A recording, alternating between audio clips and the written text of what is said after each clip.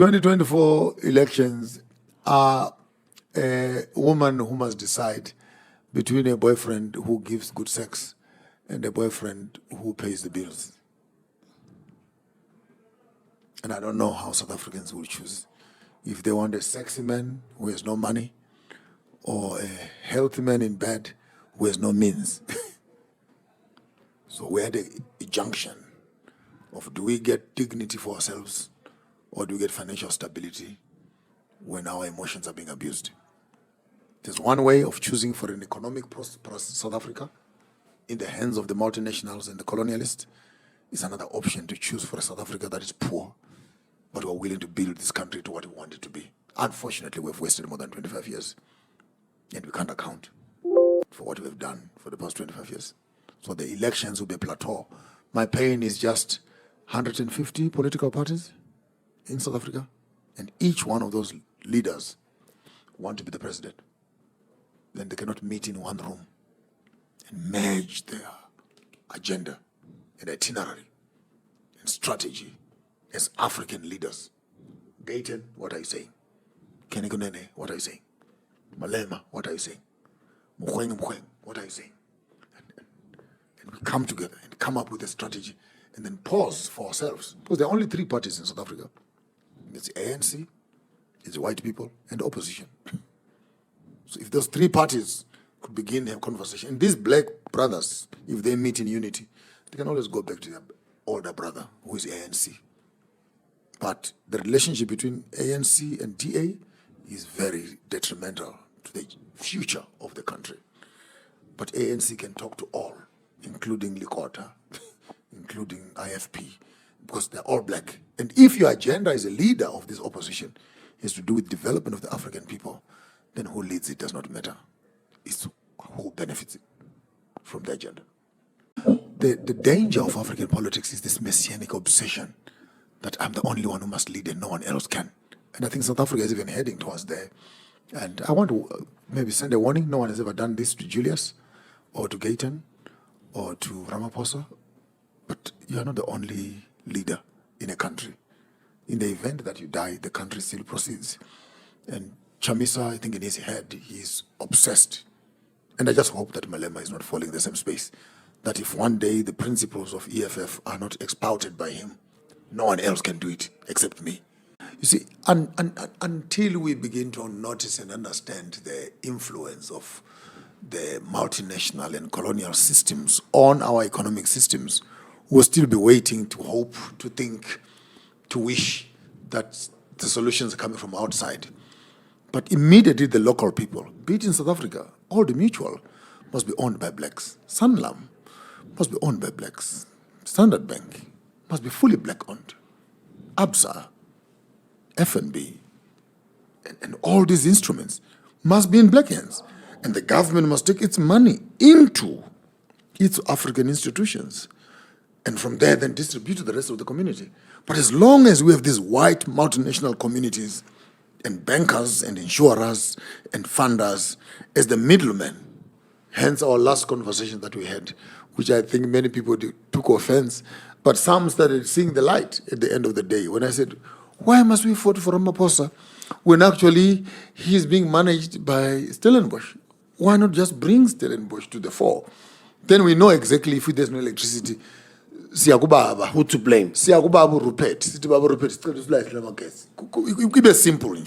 Rather than ANC right along, because you're not willing as ANC to talk about land, you're not willing to talk about transfer of international institutions into our spaces of function. You simply want to become a shadow dresser, protecting the investors that are behind the walls. This cannot be forever. And the generation that is coming up right now is not from the 1940s, 1950s. And the generation that is coming up right now is not from the 1940s, 1950s. My boy, Africa, no, says Ibuile. And these kids that are being born now want answers to genuine questions. Who is running South Africa? Who is owning our land? Where are we going to be? And these are legitimate questions. No matter how educated you are as a South African, a black South African, and you don't want to look at these questions in your face, your child's boo, if she's below 6 years old, she will ask you one day, who is Nelson Mandela? Who is Thabo Mbeki? Who is Chris Hani? And they're not pretending. They honestly don't know. So Zimbabwe is heading towards that wake-up call, where we notice that the liberation heroes are not the economic heroes, unless the liberation heroes upgrade their software to begin to implement transformative policies towards black ownership of business, enterprise, and means of production. A snake is sleeping in the cave or in a hole, and then you go there and you poke it, and you poke it, and you poke it. You forget when a snake goes into the cave, it doesn't go with its head inside. Immediately the head is inside. The snake turns back and looks out on the hole and then pulls the rest of the body into the hole. Anyone who pokes the hole and does not know how a snake functions is waiting for a day when the snake will smite them on their faces. And I think it was good enough or bad enough to harass Msholozi. And what Msholozi did vis-a-vis what Oppenheimers and Rupert's did, vis-a-vis what Ramaphosa, Thabo Mbeki, Nelson Mandela Foundation did, I think we're being naive to think that we can chase 1.4 million that Msholozi said we have taken from the government on the arms deal of the French, when Nelson Mandela Foundation was the beneficiary and Thabo Mbeki was a chairman on that conversation, and you want to kill this guy simply because he's a Zulu, he's an educated man. I think we're being very naive, because the deal itself was worth billions, if not trillions. So the question is, what are we talking about in terms of who benefits from this? And I think we are heading for what I might want to call political polarization, almost maturing into political anger, where the common people are getting fed up with the lies of the politicians, pointing us the wrong enemies when they are themselves the real thieves. And for right now, as we are speaking, to be ANC is equivalent to being a deal maker, to being a tenderpreneur, to being a beneficiary of the system. It is no longer about the ethics, the foundational statements. My boy, Africa. ANC has now transformed herself into an economic hub of well-connected people who have access to resources, to contracts, to tenders, and etc. And which is a wrong thing, because the people in the raw areas who are the real beneficiaries of this principle and party are not beneficiating at all. When in Samson, he won a few battles in the front. And the day when his head was shaved, Samson says, I'll wake up as usual. We have fought this in the past, and I will win again. That's the day Samson lost his eyes.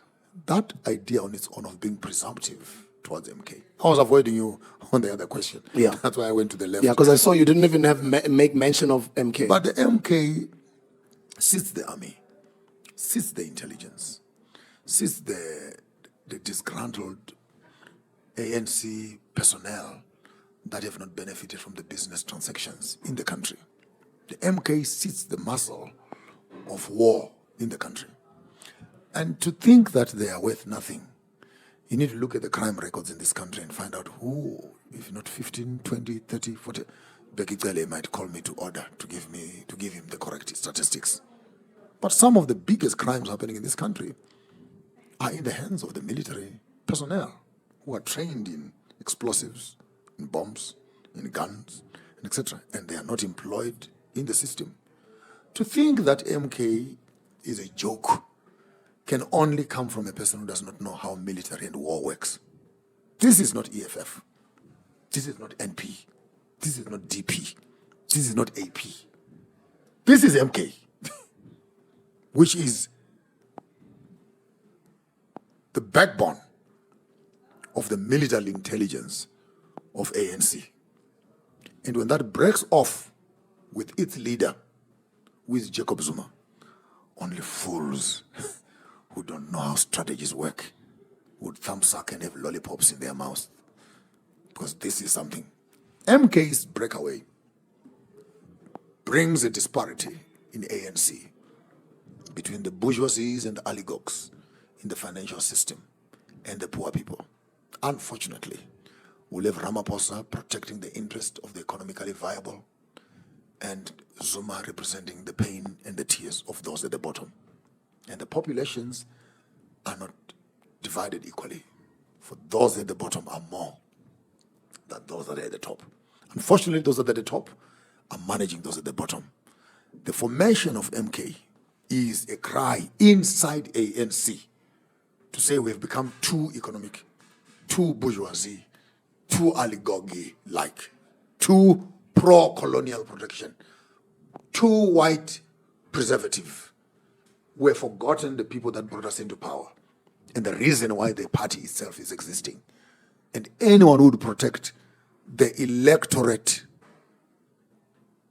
economically viable ANC, cannot do so without losing the viability of the common people.